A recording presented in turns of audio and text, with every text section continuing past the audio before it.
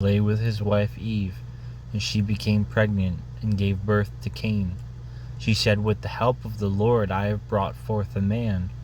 Later she gave birth to his brother Abel. Now Abel kept flocks, and Cain worked the soil. In the course of time, Cain brought some of the fruits of the soil as an offering to the Lord, but Abel brought fat portions from some of his firstborn of his flock. The Lord looked with favor on Abel and his offering, but on Cain and his offering he did not look with favor. So Cain was very angry, and his face was downcast. Then the Lord said to Cain, "Why are you angry? Why is your face downcast? If you do what is right, will you not be accepted? But if you do not do what is right, sin is crouching at your door. It desires to have you, but you must master it." Now Cain said to his brother Abel, "Let's go out to the field." And while they were in the field, Cain attacked his brother Abel and killed him. Then the Lord said to Cain, "Where is your brother Abel?" "I don't know," he replied. "Am I my brother's keeper?" The Lord said, "What have you done?" "Listen, your brother's blood cries out to me from the ground. Now you are under a curse and driven from the ground, which opened its mouth to receive your brother's blood from your hand. When you work the ground, it will no longer yield its crop for you. You will be a relentless wanderer on the earth." Cain said to the Lord, "My punishment is more than I can bear. Today you are driving me from the land, and I will be hidden from your presence. I will be a restless wanderer on the earth, and whoever finds me will kill me." But the Lord said to him, "Not so. If anyone kills Cain, he will suffer vengeance 7 times over." Then the Lord put a mark on Cain so that no one who found him would kill him. So Cain went out from the Lord's presence and lived in the land of Nod, east of Eden. Cain lay with his wife, and she became pregnant and gave birth to Enoch. Cain was then building a city, and he named it after his son Enoch.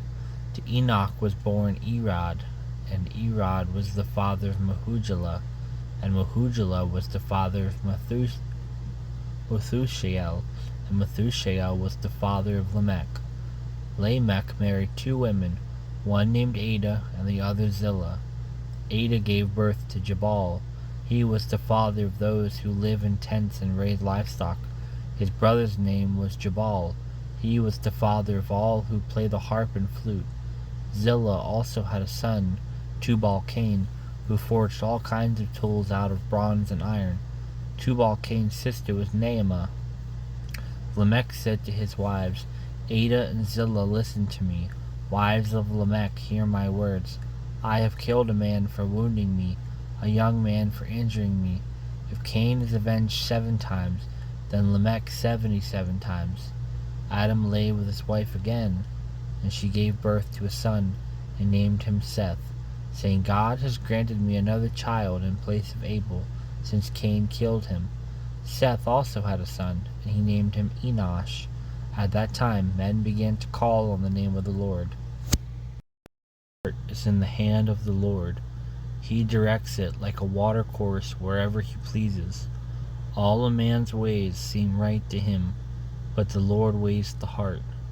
To do what is right and just is more acceptable to the Lord than sacrifice. Haughty eyes and a proud heart, the lamp of the wicked are sin. The plans of the diligent lead to profit, as surely as hate leads to poverty. A fortune made by a lying tongue is a fleeting vapor and a deadly snare. The violence of the wicked will drag them away, for they refuse to do what is right.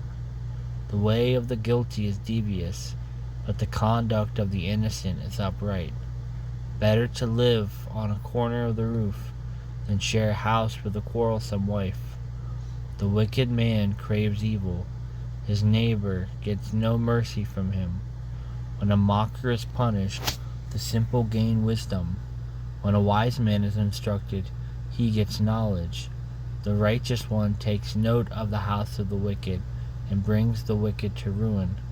If a man shuts his ears to the cry of the poor, he too will cry out and not be answered. A gift given in secret soothes anger, and a bribe concealed in the cloak pacifies great wrath. When justice is done, it brings joy to the righteous, but terror to evildoers. A man who strays from the path of understanding comes to rest in the company of the dead. He who loves pleasure will become poor. Whoever loves wine and oil will never be rich.